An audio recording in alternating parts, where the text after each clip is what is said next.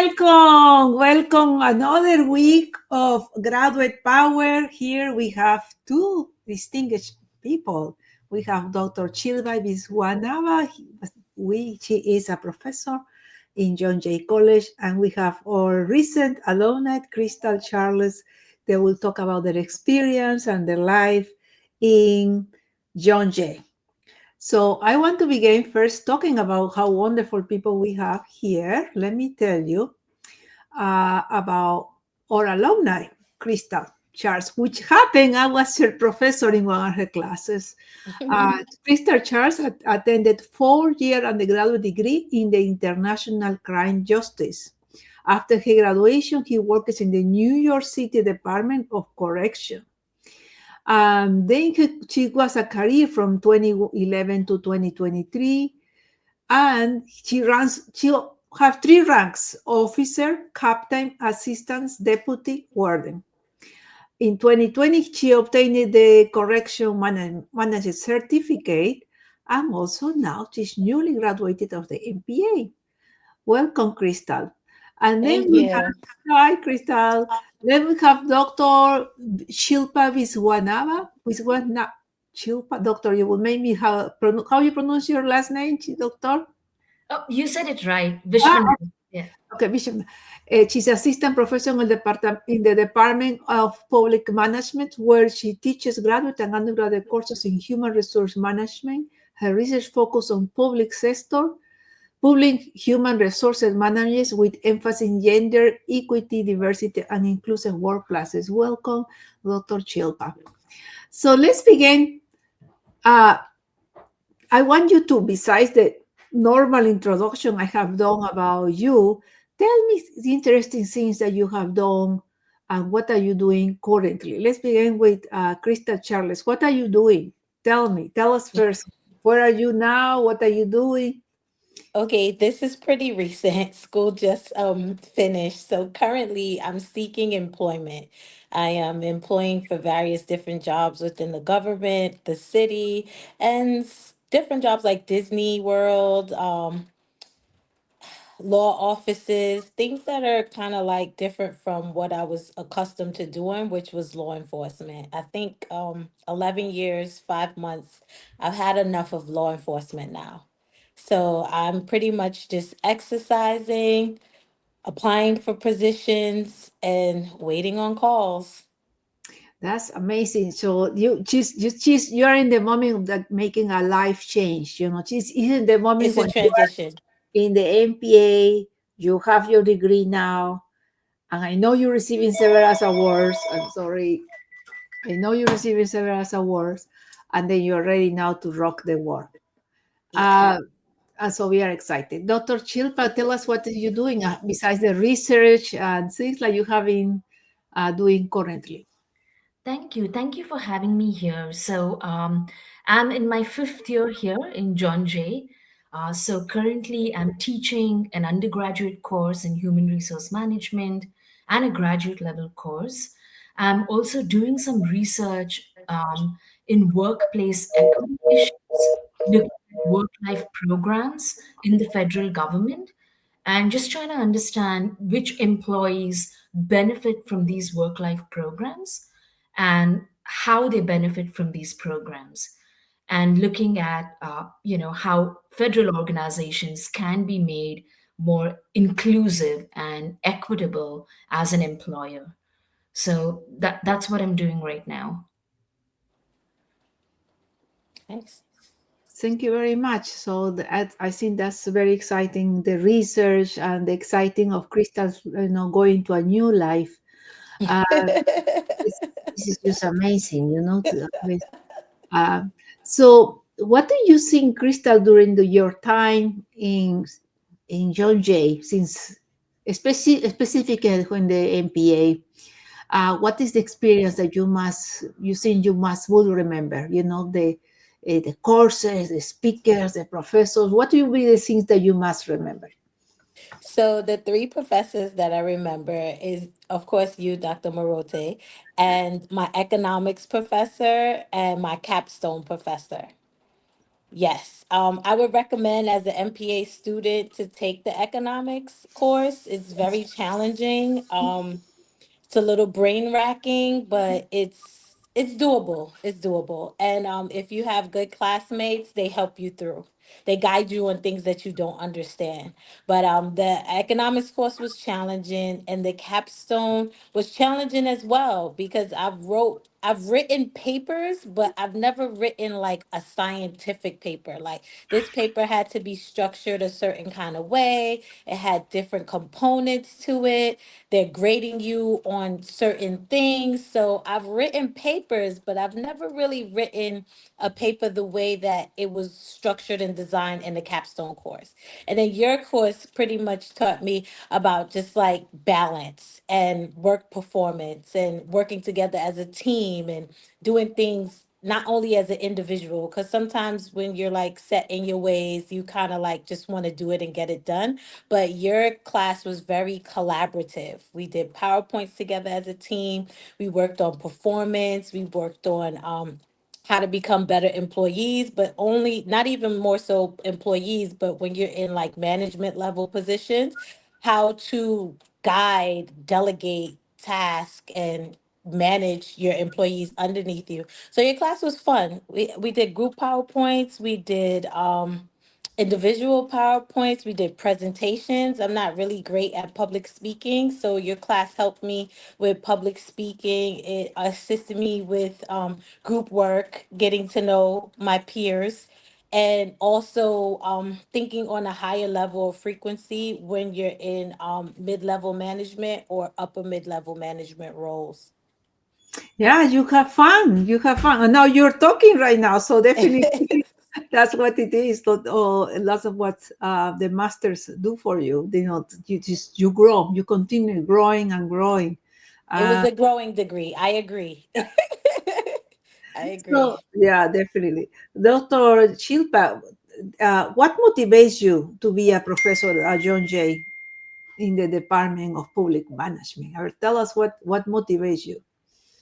Well, the students obviously, just having this, being able to tap into them and their very diverse lived experiences, their very diverse professional experiences.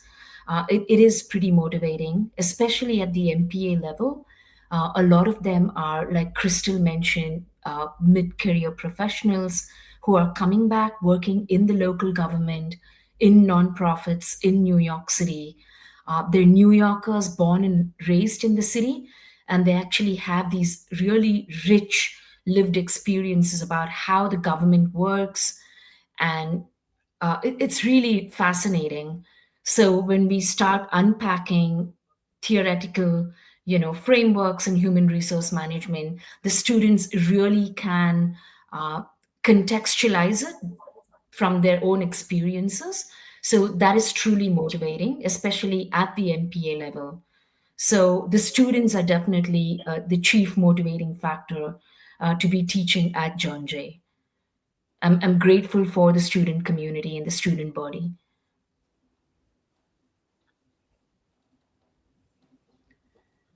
Oh, Dr. Morote, I think you're muted. Dude, I was telling you that the students are always the reason we are here. So I really enjoy your thing. That Crystal, tell us, talking about the students, tell us about challenges that you feel during this period that you were. What do you think? What challenges do you think you had during that period? You were working full time. What challenges you feel like in order? During throughout the bachelor's and the graduate, or just solely the graduate? Well, you can choose. You can tell us also the bachelor's, the graduate. Uh, You were working many years, so I guess there was a work in between. Well, when I started the bachelor's, I was fresh out of high school. So I was doing like working in the hospital, working at Starbucks, working, I wouldn't say dead end jobs. I would say entry level jobs to prepare you for the next level. I don't think any job is a dead end job because all of them you learn. And whatever that you learn, you take it to the next job and you grow. So when I graduated is when I actually got to corrections. Once I completed the bachelor's in international criminal justice, I got to corrections, and it was like a culture shock. Like college was challenging because it was different from high school. Like you had to become more of a serious adult during college. Like back then my professors, I appreciate my professors. They were all grown people. I didn't have any younger professors. All my professors were mature and they lived life. So the classes that they were teaching and the way that they was teaching it, I appreciate getting my bachelor's at that time in my life. So then when I got to corrections now, it was a culture shock in the work world because the work world wasn't like school. Like school, your professors want you to succeed. They want you to have really good experiences. They want you to come back.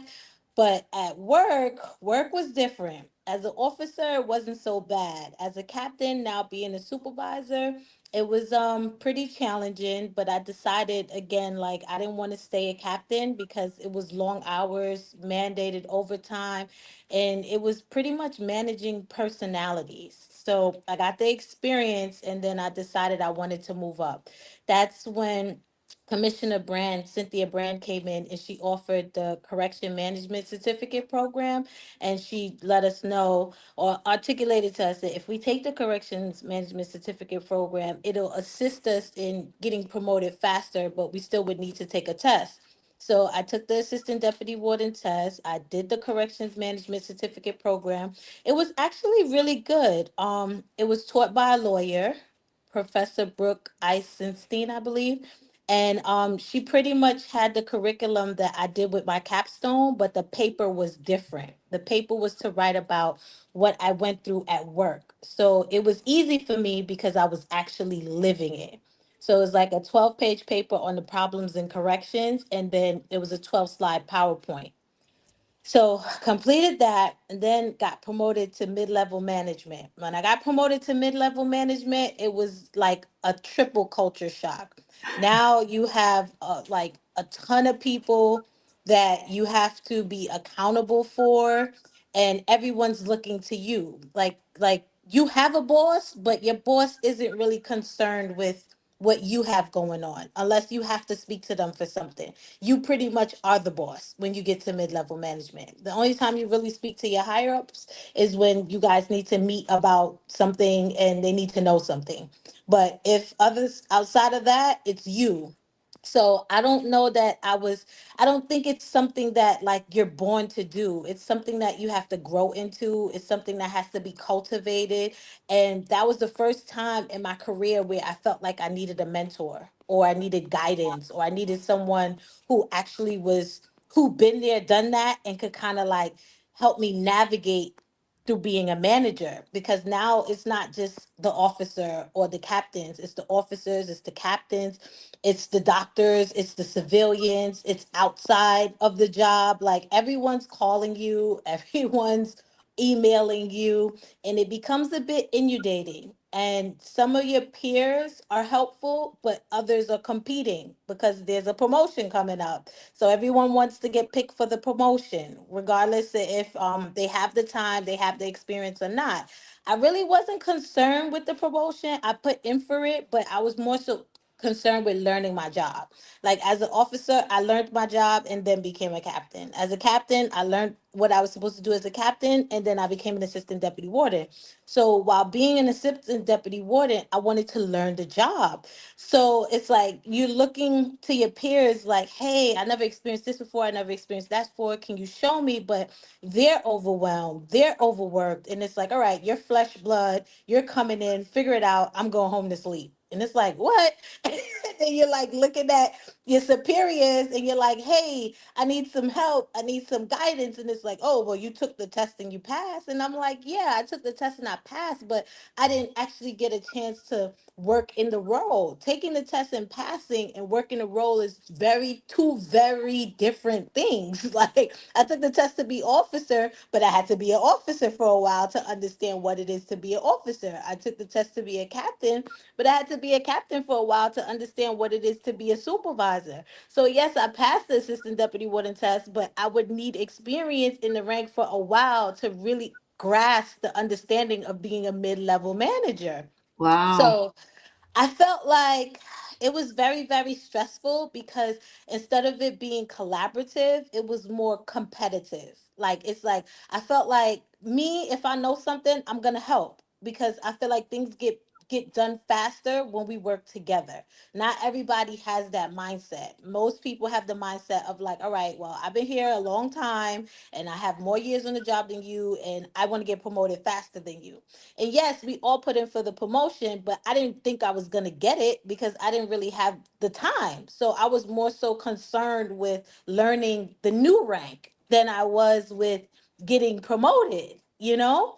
But it was a very crazy experience. Like, and a lot of things happened to me and I kind of had to like sink or swim. It's like literally like they threw you in a pool, and if you can swim, you make it, and if you can't, you drown. Like, that was like my analogy experience. So I feel like Wow.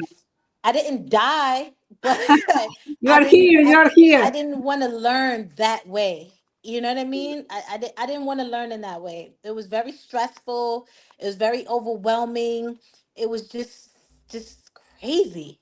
I can't learn in chaos. I won't understand. I'll just be performing a task. But when things are like more calm, more structured, and done in a orderly fashion, it's easier for me to learn. And the environment in which they put me in after I was promoted, it was like super fast paced, and no one was there to really teach you or show you. It's like you're learning on your own as you go. And then you're being penalized for the things that you don't know when no one's teaching you. Um, well, that's a challenge. That's really a challenge. Thank you for sharing. It is so deep information with everybody who everybody can relate with those challenges moments. Dr. Chilpa, do you want to? I remember you mentioned about your students having challenge. What challenge do you see? Do you Can you tell us? I think I can, everything that Crystal has said complements what I will say. Especially MPA students, they all work full time. So I think for them, managing a course load, managing a graduate program, and working full time, having a 9 to 5 job, coming to an MPA course at 6 p.m., just that is a challenge in terms of time and even their emotional and mental bandwidth. So yeah, definitely just that work-life balance. A lot of my students, because they're older, are mid-career professionals, also have care duties.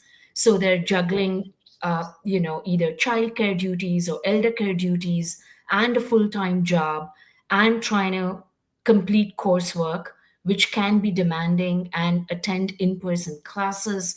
So just finding ways to support them is also challenging, because you have to in some ways evolve and customize Mhm. the assignments and what you're expecting from them as you understand their circumstances and understand their realities, and the courses kind of progresses in a semester. So that's what I that was my experience. But also, I think another big challenge is that they're all practitioners. So they practice, they implement administrative policies. They're part of the public administration. They're street level bureaucrats, and sometimes they're upper level management. But the fact that in a classroom, uh, professors theorize and impart theory, and sometimes theory is far removed from practice. So making that linkage between theory and practice was a challenge a lot of the times for the students, and for me too. So trying to make that bridge, uh, bring the theory and practice together and really have them understand, was a big challenge too. So yeah, that's two things I can think of at the top of my head. Yeah. Thank you. And here we have some questions. Okay, so Deborah is asking if Crystal, your class was online or in person. I know the answer, but I will let you answer. And Dr. Shilpa, they also want to know the same thing: if you teach online or in person, and if you see any difference if you do it. So let's begin, Krystal. I took both. I took online Oh, classes and I mhm. took classes in person. I prefer in person classes because I learn by seeing and by doing. Online classes, it's convenient when you have a lot going on, when you have a family, when you have a job. But for some reason, when I do things online, I get distracted. The phone rings, someone calls, like, I don't know. I just, but when I'm in a classroom for those 2 hours, I'm focused in the classroom as much as I can be. So I took two online classes, which was a first for me. It was okay, but I prefer to come in person. That's just me though. That's a preference. Yeah. Dr. Shilpa, you teach online and in person or only? Oh, Yes, I teach both online, asynchronous, and in person and hybrid. And like Crystal, I prefer in person too. Um, I prefer in person because I think it's really important to build a rapport with the students and to just see them and for them to see me.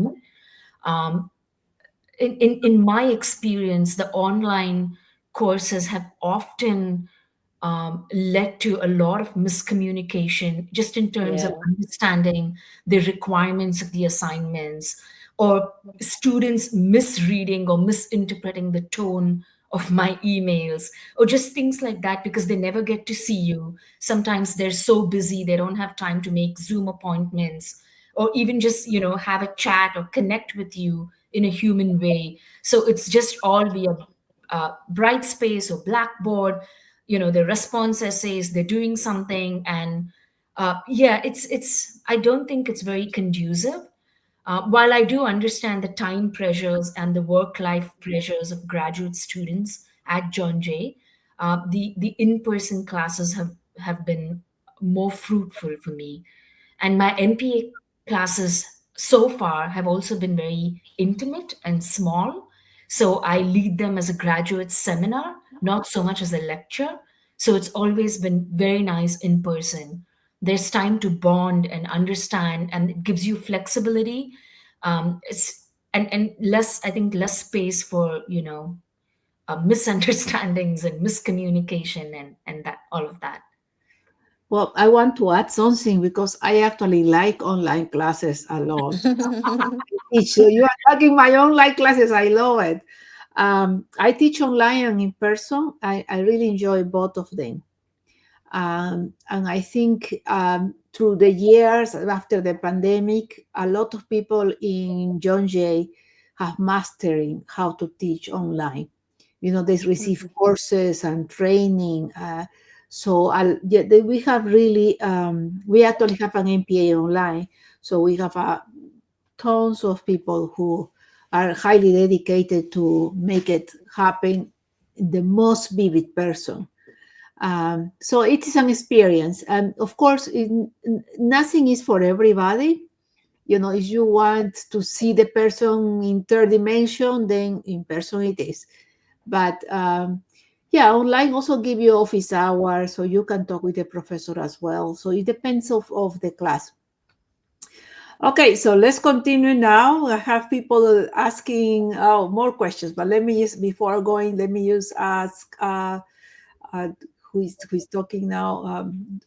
Krystal.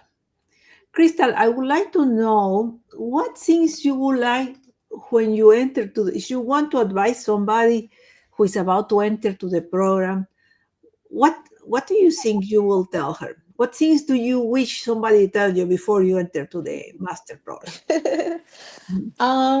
What did I wish that they told me before I entered? I needed a little bit of guidance because I wasn't certain on what's going on professionally now, what's in professional demand now, because I was in law enforcement for 12 years, from 25 to 35, 36, 37, 37. So when I came out, it was just like, I felt like, okay, well, what career choice is in demand now? because while being educated is a beautiful thing, economics is important too, because I need financial stability in order to survive and live a certain quality of life. So I was inquiring more so on like, all right, I'm going to get this degree and it's vague. Public administration is vague, but it's also needed everywhere you go. Everywhere you go, there's some form of administration that runs a government, runs an organization, runs a nonprofit. Wherever you go, there's administration. So the degree as far as public administration is a good choice because you can utilize it anywhere. It's not like specific to one thing. But I needed to know a concentration. So I was like, all right, well, what's in demand right now?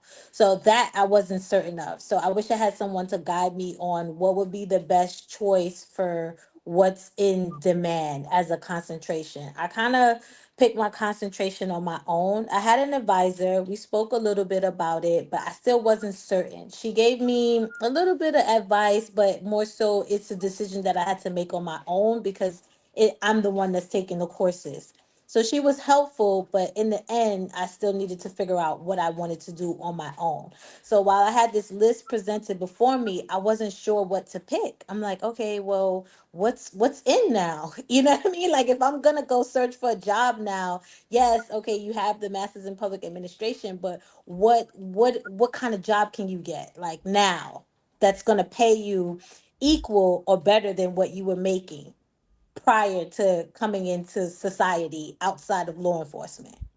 So I chose management operations because the last civil service title was mid-level management, and I chose operations because in corrections the chief is like the highest. They're the operators. So that that's what guided my choice a little bit, but I really didn't know. Then I started to think about court administration. Court administration isn't bad either, but I started to think about that because of what I'm going through in my personal life. But outside of what I was going through in my personal life, I just chose management and operations because, like I said, I left a mid-level management, and in my law enforcement hierarchy, operations chief operating officer is like the highest. That's a great picture of what people, it's like the experience of what things happen when you are in this program. Dr. Chilpa, what skills do the students need for you to enter to the MPA program? What do you what do you advise somebody who I say I want to do the MPA? What should we be doing? Well, the skills they will need most, at least I can tell from the perspectives of the courses I teach, will be the ability to think critically, so critical analysis, and that's something the students struggle with. They say, "What do you mean, be critical?" Right?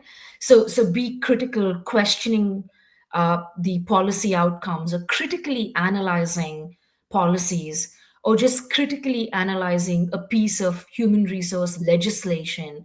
So that's a skill, learning to take a stance, find evidence that is actually there in the public sector, in the state, local, or federal government. Like those are skills, almost being a little bit of an investigative journalist, given the misinformation on the internet, learning to look for real data, whether it's just descriptive statistics or even just like qualitative narratives. So, those are really important skills. And I also think the skills to write. Um, I think Krystal mentioned how she wrote a scientific paper. So, even a scientific paper, or even just academic writing or professional writing, the need to cite your sources, or even using APA style citations or footnotes, learning to use library resources and journal articles and government reports. So just again, like I said, our students are mostly practitioners. They come to you from the field, from the government. So sometimes there's that gap that you need to bridge, bringing them into classroom and very theoretical and critical kind of academic kind of thinking. So I would say those are some really important skills: writing, critical analysis, and doing that kind of investigative journalism.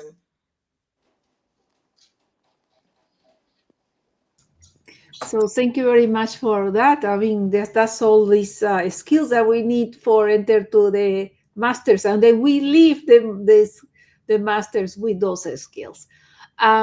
So we are about to finish, and thank you very much. We have people are saying hi and saying uh, congratulations. Thank you very much. And you will see the comments. But I would like to know, I would like you to give you a chance to give you the last words to the students or people who are about to graduate. What would be your last encouragement, especially now for people who are about to leave the program, like Krystal? You're about, what do you tell to your classmates? You're about to leave. You're graduating on May this year? Yes, May 28th, 2025 in Barclays Center. Wow. Okay. So, what will be your last words for the new people who are about to graduate? So for the people that are about to come in, I would advise them to take courses that applies to real life skills. Like my finance course, it applied to real life skills. We had to do budgets, we had to do budget cuts, we learned about money. Same thing with economics. Economics taught us about money. Same thing with Professor Morote's course. Her course taught me about 501(c)s, nonprofits. These are the things that are going on now in real life, in real time. So it also taught, I never knew how to apply for a grant. It's pretty easy, but your class taught me that I wouldn't have learned these skills if I didn't take these courses. So by returning to do my master's and taking Professor Morote and taking Professor Way and taking Professor I think Chen, and taking the capstone professor, all of those courses for my master's were life skill courses for now, not law enforcement, not when I was 23, but for the work world now. So I would advise for them to take courses that apply to what's going on in society now. Budgeting is going on now. 501(c)s are going on now. Applying for grants will never get old. Um, Yeah. Economics will never get old. What else? The capstone, it was similar to what I did in corrections management, but yet still different because I wrote about a paper in regards to what was going on in society now.